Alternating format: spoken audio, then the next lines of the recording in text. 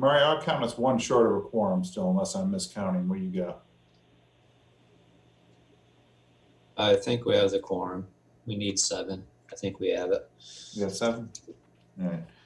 All right, so I'm going to go down our member agency listing here, and if you're here from that agency, please identify yourself, and if you're more than one of you, identify who the voting member is for the meeting today.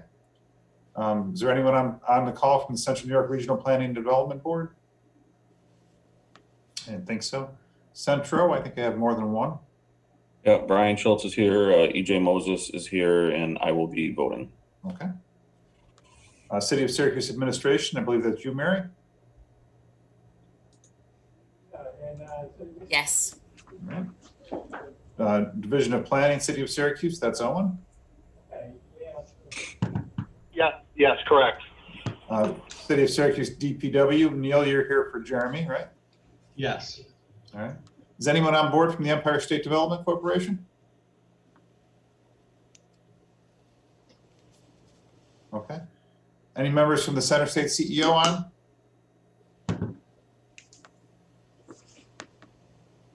Anyone from New York State DEC? Okay. New York State DOT? Jim, this is Mark Frechette. I'm on, and I see John Riker, and I believe Dave Roth is going to be joining us also. Okay, and you're the voting member of record for the meeting, Mark? Yes, I am. Okay. New York State Thruway Authority? Okay. Onondaga County DOT, I think I saw Odine on there. Yep, Odine's here. Onondaga County Legislature? And SOCBA. I see we have both Megan and Dan. And Megan, you're our chair and our voting rep. Yep. Okay. All right, Megan, it's your meeting. Okay, let's call this meeting to order. Does anybody have any additions or changes? Hearing none, can I get a motion to approve the minutes? Move it. Brian? Who's the other one? I'll make a second. This is Owen Kearney. Okay, so Brian and Owen, all in favor? Aye. Okay, any opposed? Okay, maybe we'll just do opposed for this virtual meeting. Yes. Okay. Sounds like an idea. Communication and reports, UPWP status report and 81 update. I'll turn it over to you folks. Yep, for the UPWP status report, rather than go through and read it this time, this is the meeting of the year where I present the new program and kind of go over what we did in the last one. So I usually don't go through and read it all. It's there for your perusal, and I'll update you on the program overall later on the agenda. But if there's any projects specifically you want to ask about right now before we get into that, you're welcome to. Otherwise, in the interest of time.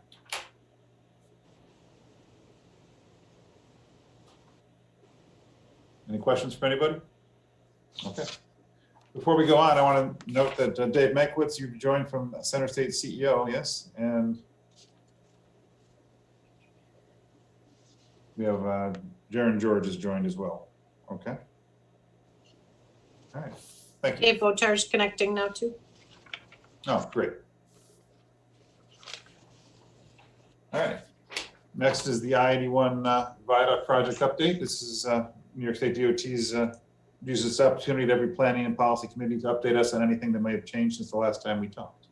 I'll leave that to you, Mark. Yeah, so I will give you a brief update. I also want to recognize Carlos Gonzalez is on the call from FHWA. I don't know if you saw that, Jim. Yes, I did. I'm sorry if I didn't call that out. My apologies. Yep. So just give you a brief update. DOT last summer in July, we had updated, or we had shared the draft environmental impact statement with our federal partners at Federal Highway Administration. And what that really means is that all of the engagement that we had in 2019 did make some revisions to the preliminary DEIS, and those changes have been incorporated. Throughout the fall, we have continued to work with our partners at FHWA to build consensus on many topics. We've had multiple working sessions, and there's been a lot of comments that we received from the community on the project. Over 1,000 comments were received in 2019 into 2020. And it's very typical that DOT and our FHWA have discussions about the engineering solutions, the alternatives, development.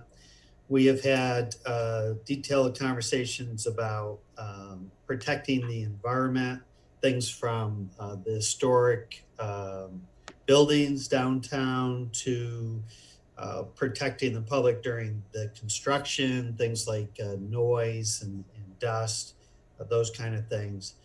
Ultimately, the goal is to get both agencies in agreement with the language in the draft environmental impact statement.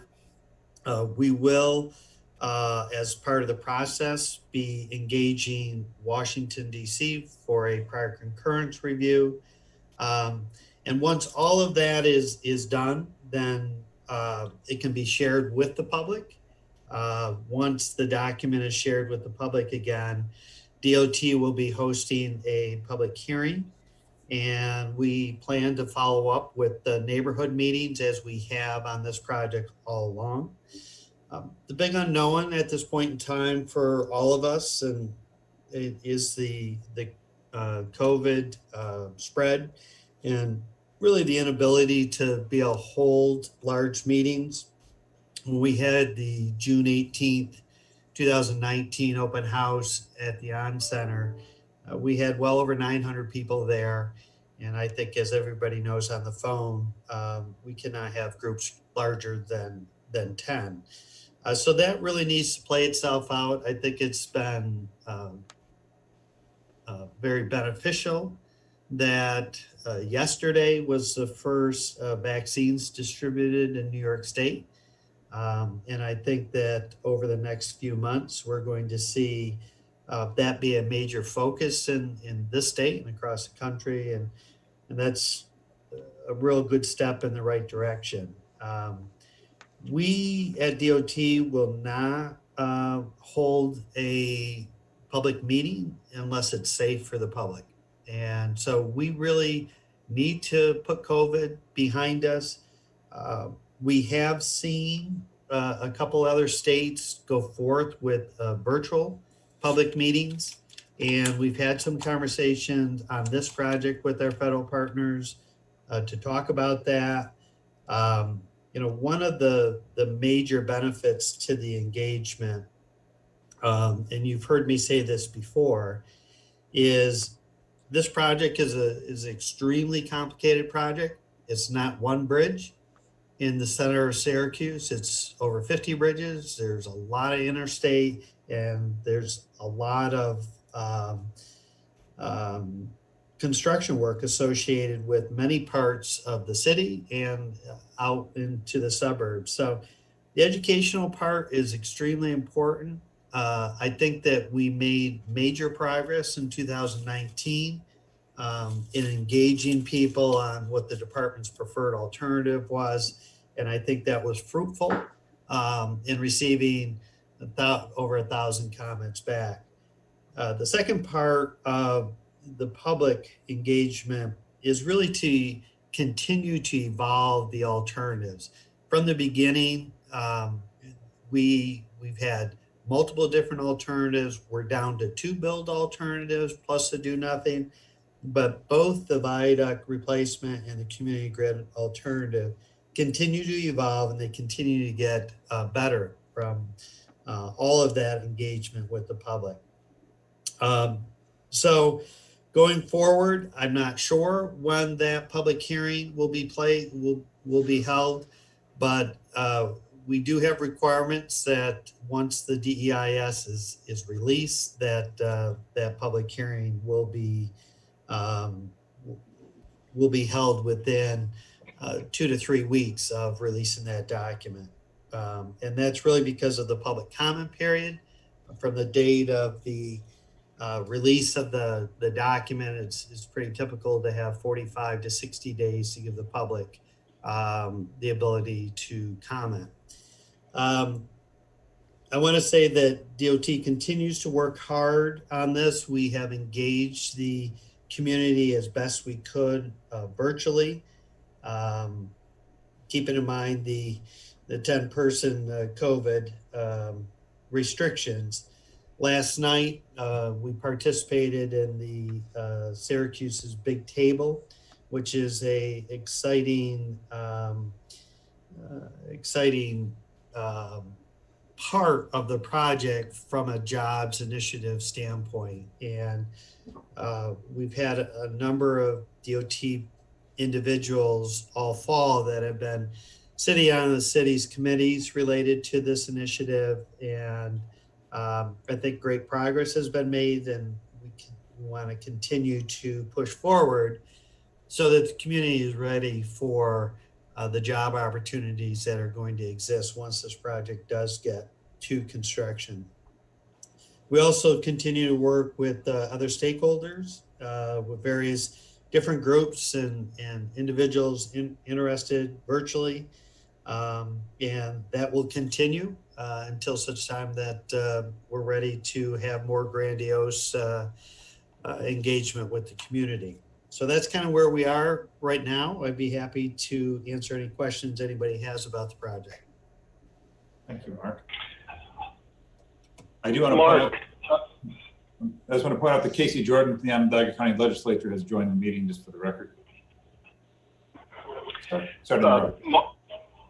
No, not quite all right, Mark. This is Owen Kearney with City Planning Division. I think we all appreciate that update. And just kind of a general question and kind of getting into schedule, which I realize is you laid out pretty well, that there's some pretty big variables involved there. But one item it sounds like you guys may have a little bit more control over is that engagement and concurrence with Washington, D.C. When do you imagine that New York State DOT would kind of formalize that engagement and seek concurrence with them? So Owen, we are in that process as we speak, and actually it's the FHWA division that sends on the documentation to Washington, D.C.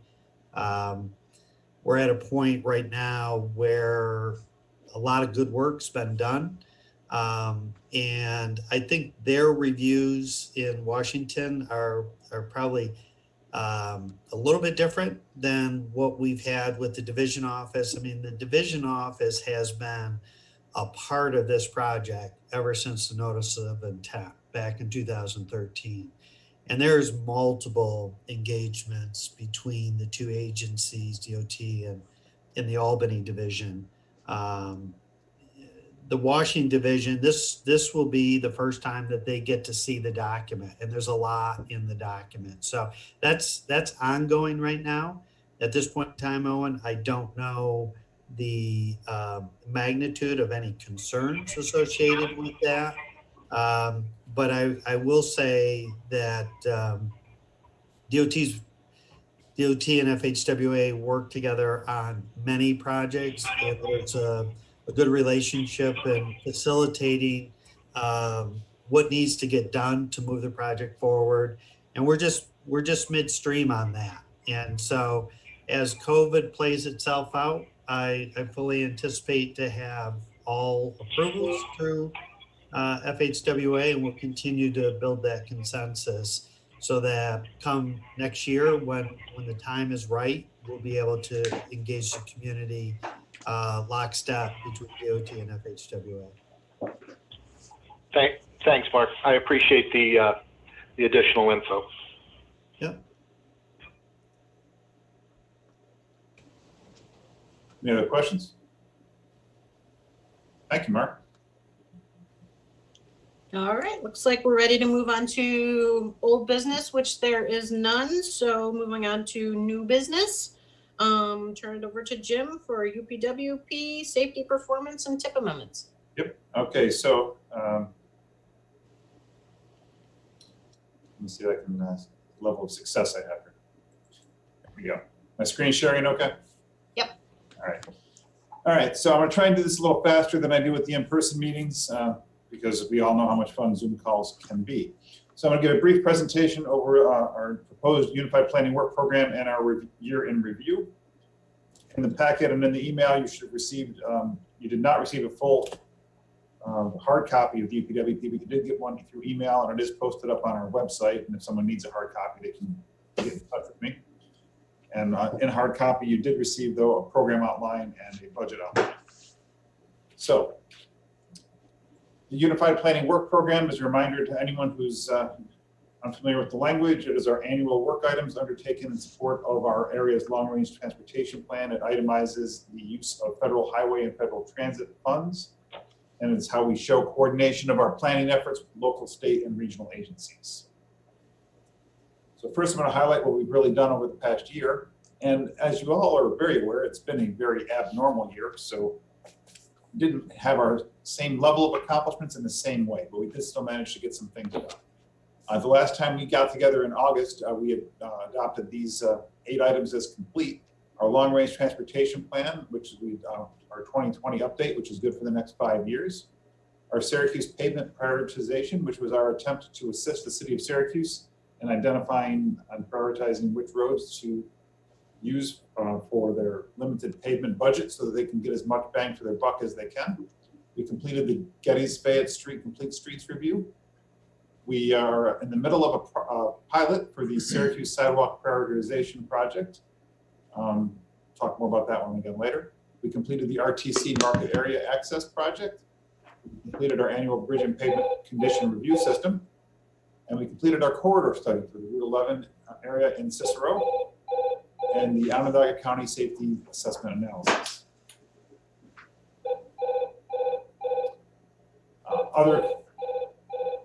Other accomplishments that we've accomplished over the past year that include our public involvement. That included our updating of our website, publication of our 2020 newsletter, which hopefully you all got either in hard copy or in your email or both. And we established an email subscriber list to try and build our numbers that we send that out to, utilizing an email service, external email service. For geographic information systems, we assisted the Regional Planning Board with their stormwater projects as we have for the past several years. We also assisted SOCPA and the Regional Planning Board with their Empire State Trail Local Economic Opportunities Plan, which is wrapping up. And we worked with the City of Syracuse on digitizing all of the city traffic signal locations and pedestrian crossings. For bicycle and pedestrian planning, the biggest significant item we did was the reprint, 2020 reprint of our bike map, which was a big lift and a nice achievement. And we have hard copies of that available for you, and we distributed them to bike shops, and we will do that again in the spring in preparation for bike season again. That bike map is also an interactive map located on our website. You can link to that as well. And we also worked with the Empire State Trail. For the second consecutive year, we worked on citywide pavement condition ratings. This is an attempt to rate all of the City of Syracuse roads, not just the federal aid eligible ones, with the idea of helping the city prioritize which roads to pave and why and when. That effort, we've been requested to continue that indefinitely by the City of Syracuse. We have plans to continue that into 2021. A similar project is the city sidewalk condition ratings. This is where we do, we were supposed to do it just as a small pilot, and because of COVID, the city was unable to put in and take up with it. So we kind of were doing that on our own, and we're going to continue it on our own into 2021, it looks like. But what this is this involves us retaining several interns who literally walk the streets of the city of Syracuse, rating sidewalks using an iPad and GPS system. And that's fed into a computerized system where we have that information in terms of the sidewalk presence, absence, and or condition of that sidewalk. This summer alone, we walked 155 miles of sidewalk, which is approximately 25% of the City of Syracuse sidewalk system, give or take a little bit. We'll be doing that again this coming summer, probably even at a faster pace now that we have one summer under our belt. We'll be able to do even more. For regional planning initiatives, we assisted the county with the county's Empire State Trail Local Economic Opportunities Plan. And can we please get a shorter name for that project? We'll work on that. 4th year in a row, we've done comprehensive count program for the city and county. This was an expansion of our normal count programs at the requests of the city and the county and our travel demand modeling needs. We've also been able to leverage New York State DOT's main office and providing us assistance with that, greatly reducing the cost of consultants associated with our traditional traffic count system. It should be noted that all traffic counts that have been received in 2020 will have a giant asterisk next to them because travel patterns in 2020 do not match travel patterns in any other year. So that's going to make historical data analysis wonky for a while. For local comprehensive planning assistance, we assisted with the town of Skaneateles Route 20 Gateway Enhancement Project. This is going to result in a technical memorandum documenting the goals of the town and interagency efforts and what it would cost for the town to get what they want, if you will, in terms of a gateway project as part of the New York State DOT's paving project, and if that is a theoretical or real possibility. For travel demand modeling, we leveraged our travel demand model for our long-range plan and for our Route 11 study in Mattydale. I want to take this opportunity to point out that we've spent a lot of time and effort developing our travel demand model. It is very good. It is very up to date. If you have any what-if scenarios you would like us to look at, what if this road closes, what if this development occurs, what if whatever, please ask. Let us use our model to provide you what assistance we can to show the possible futures of what could happen. It's an excellent tool for scenario planning. We do ask you to keep that in mind when you're thinking about economic development or infrastructure modifications. Last but not least, the Transportation Improvement Program. This is the listing of our capital projects. We update and maintain this program. The past year, we obligated just less than $74 million in federal funds, which was actually over 99% of the possible funds we had to obligate. And while it sounds like it's a given, of course, you'd want to obligate all the money you could. Historically speaking, if you look back a decade or two, that wasn't always the case. Sometimes we would fall very, very, very far short of that number in the past. But we've worked really hard the past decade to make sure that that number gets closer and closer to 100%. That means that every eligible dollar that can be spent in our community does get spent in our community. And we know that that not just benefits our local infrastructure in terms of improvement, but it also benefits our local economy in terms of the spin-off development of having that investment local.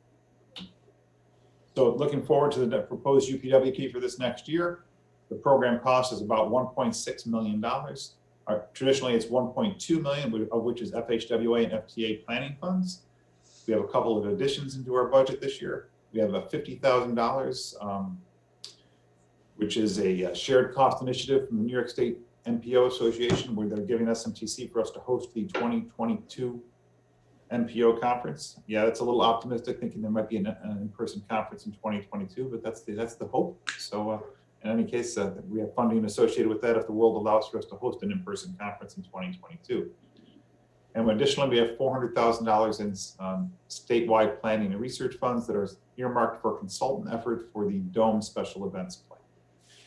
There's 12 major projects that are carrying over into our new program year, plus all the regular recurring projects. There are no significantly new projects. We notified member agencies of that through a call letter that was basically a no-call letter for planning assistance this year.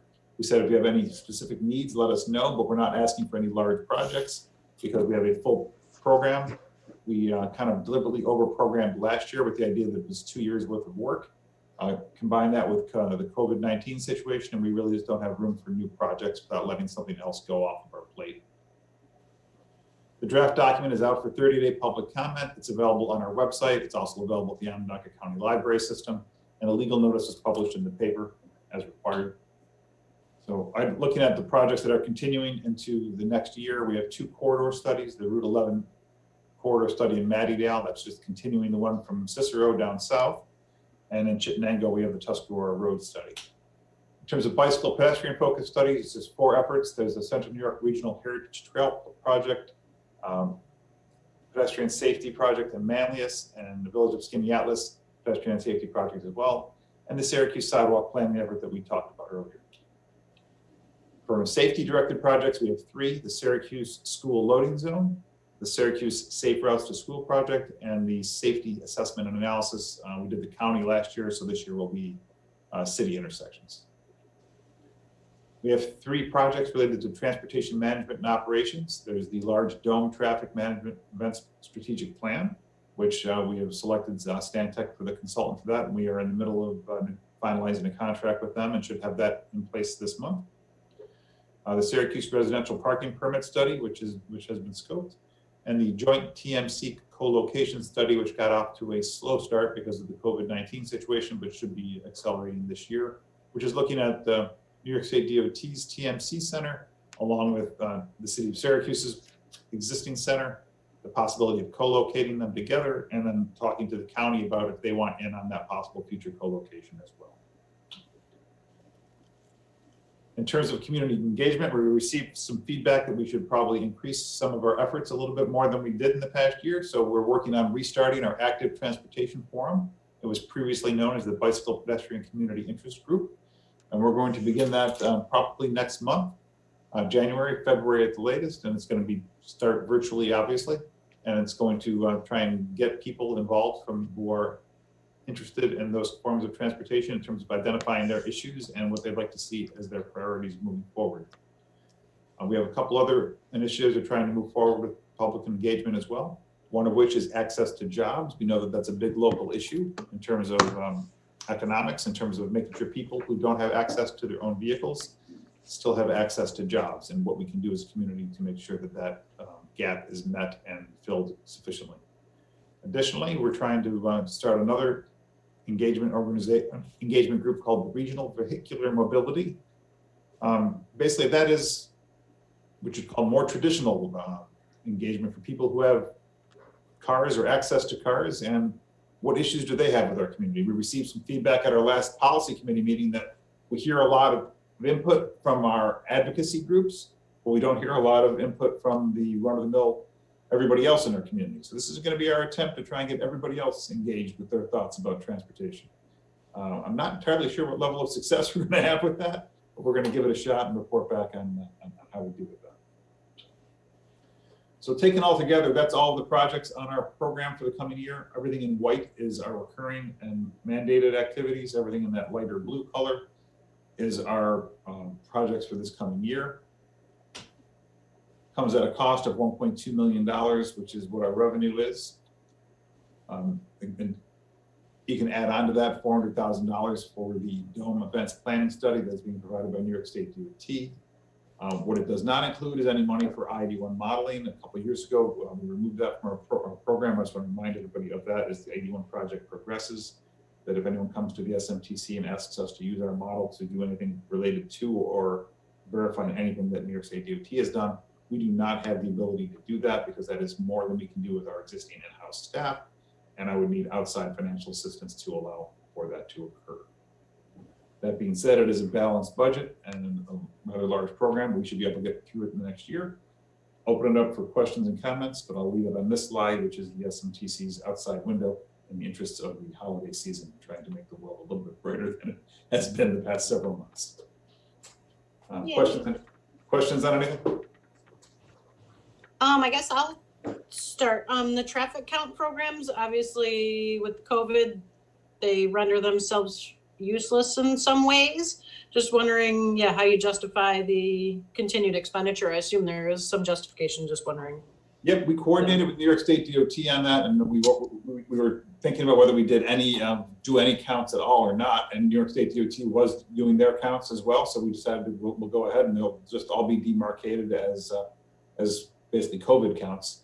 If nothing else, they'll let us know what happens in odd situations, but in terms of its ability to feed into our normal traffic counting properties, it's very limited. It's just an oddity. Now, there was no out-of-pocket expense for that. We did not retain a consultant for that. Those counts were all provided by New York State DOT as part of their count program. They enhanced that for us.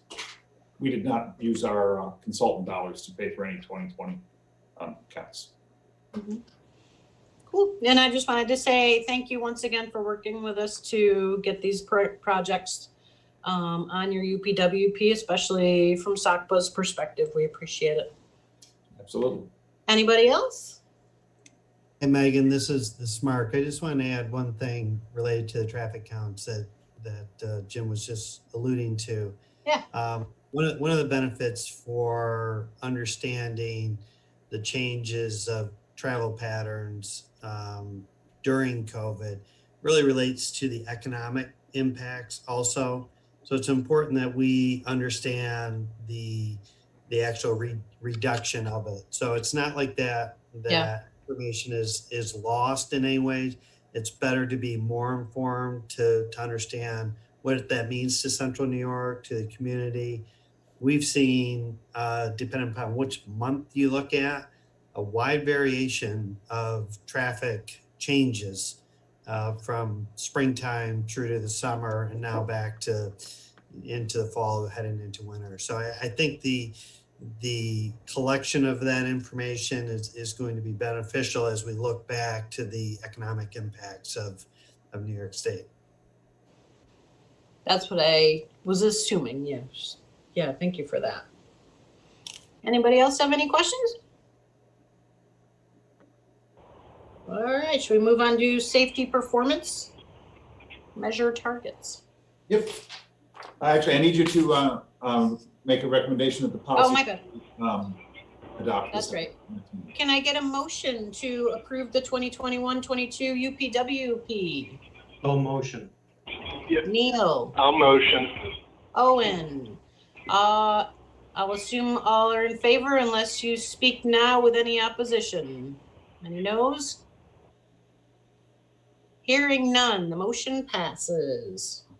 Okay, now on to safety performance measure targets. How's that? Sounds good. I'm new, sorry. Murray, you want to share your screen?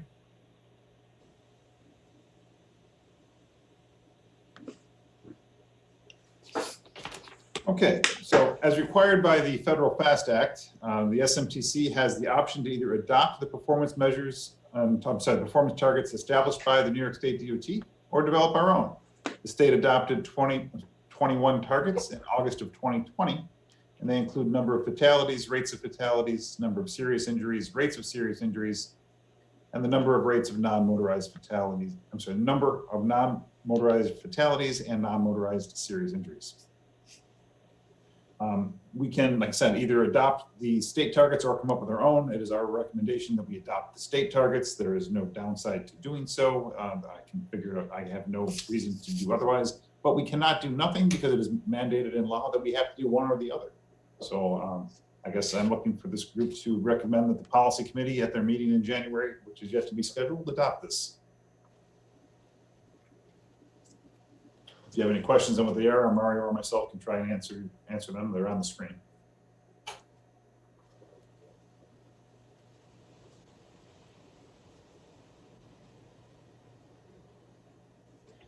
I don't hear any. Okay. Do we need a motion? Motion to recommend the policy committee adopt the performance measures. Okay, anybody want to make a motion? Megan, this is Mark. I'll make a motion. Okay, Mark. Second? This is Owen. I'll second. Thanks, Owen. All right. Anybody opposed? All right. Hearing none, I will say that motion has passed.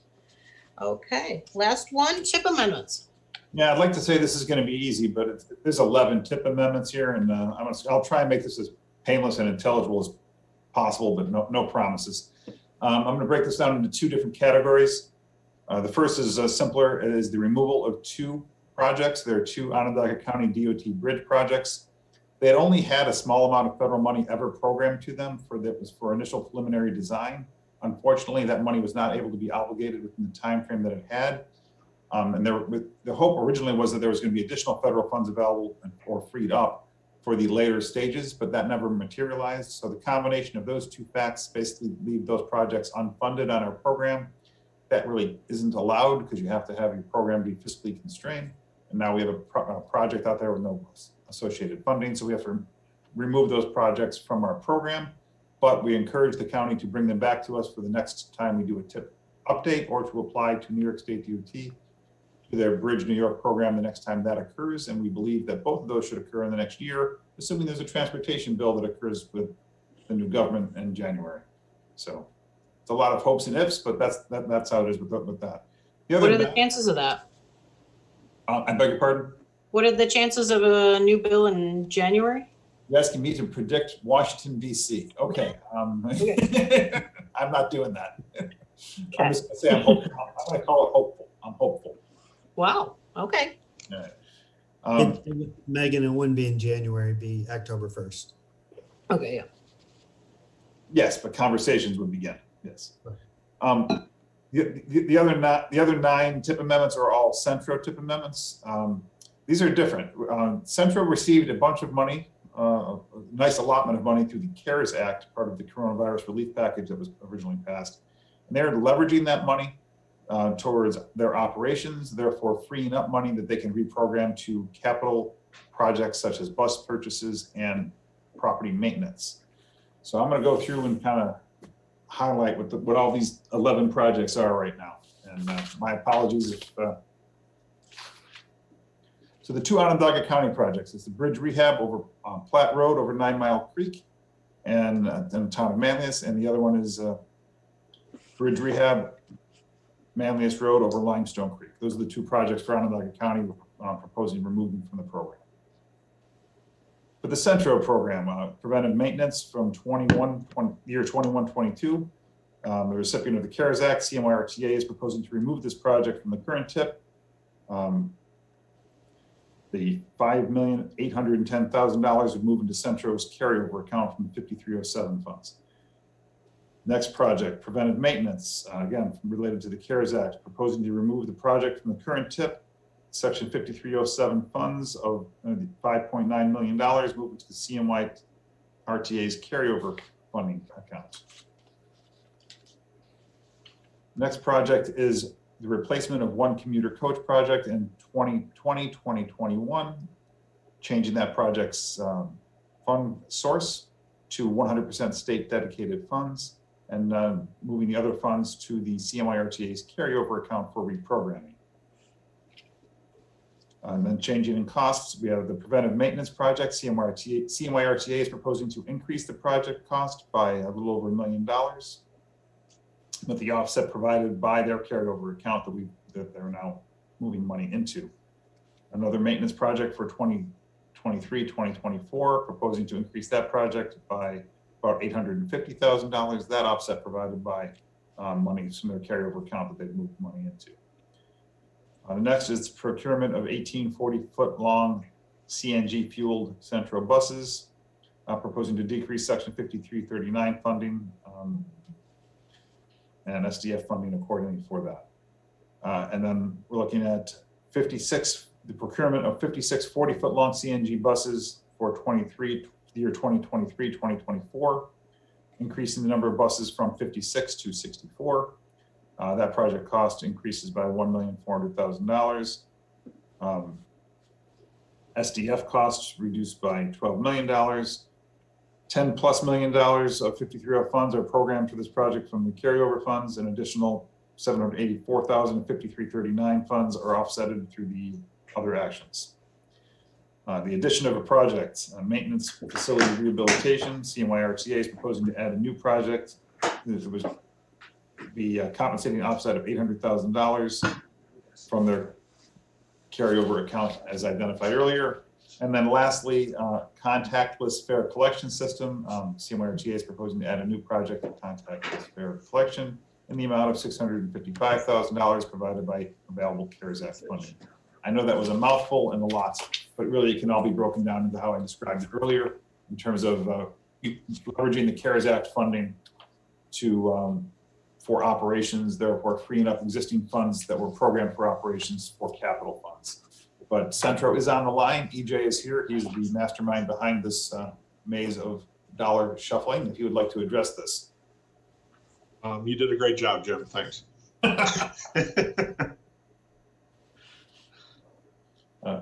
Any questions? But no, if there's any questions, I'd be happy to answer.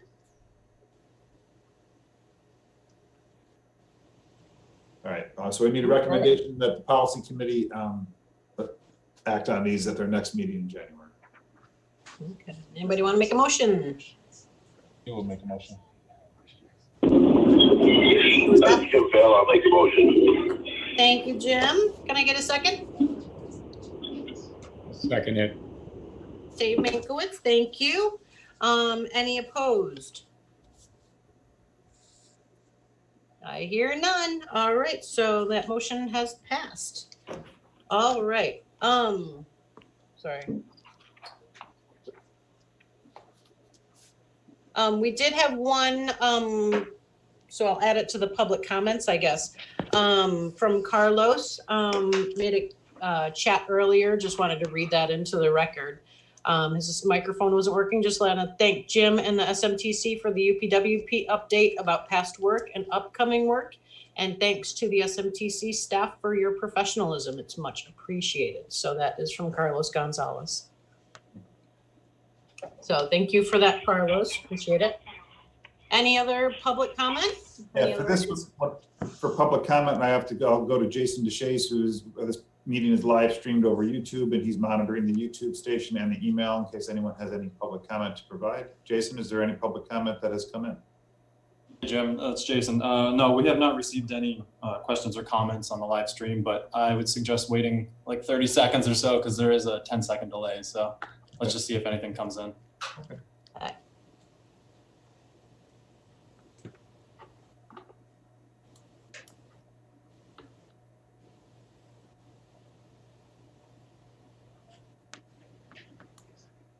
All right, so I'm going to call that. Okay. Yeah, nothing's coming in, so I think we're all set. All right, sounds good. There's nothing else, I guess we'll adjourn and wish everybody a happy holidays or mappy holidays. Yeah, have a good one, everybody. Yep, just to let everyone know, we will be scheduling a policy committee meeting in January. And Brian, I'll be reaching out to you but probably later this week to have you pick a date for a January policy committee meeting for adoption of the UPWP and the other items on the agenda today. Okay. Thank you very much, everybody. Thank Sounds you. good, Jim. Thanks. Thank you. Happy holidays. Happy holidays.